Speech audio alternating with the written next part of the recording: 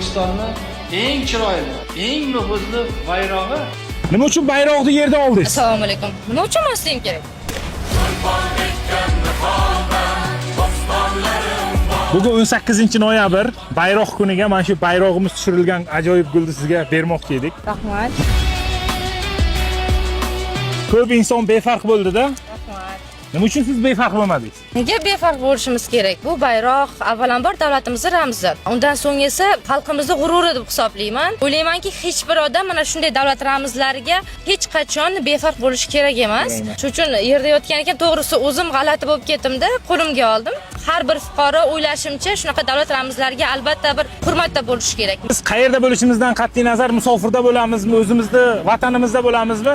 Qachonlarda shu bir bayrog'imizga ko'zimiz tushsa, etimiz jimirlab ketadi-da. Ijtimoiy tarmoqlarda kuzatib borardim. O'zim kutmagandim. Mana shu hamkorimiz Seven Saber'dan mana shu davlatimiz ramzi bayrog'imiz tushirilgan ajoyib kepka sizga. Mana shu davlatimiz bayrog'i tushirilgan ajoyib tort Aziza Bakery'dan bu sizga sovg'a, addushi, chin yurakdan. Bee'tibor bo'lmaganingiz uchun, befarq bo'lmaganingiz uchun, o'g'il bo'ladimi, qiz bo'ladimi, kim bo'lishidan qat'iy nazar yoshi katta, kichik farqi yo'q. Davlatimiz ramzi oyoq osti bo'lmasligi kerak. Chunki bayroqtik, millattik degan gap bor, o'zingiz bilasiz. O'zim ishlayman-da shu sohada, televideniyada. Davlatimiz ramziga bag'ishlangan tadbirdan kelayotgandim. Bu esa umuman kutilmagan jarayon bo'ldi. Juda ham xursandman. Rahmat sizga. Bayrog'ing boshingda hilpirar. Porlagay istiqlol mash'ali.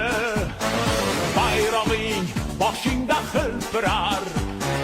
Porlagay istiqlol mash'ali.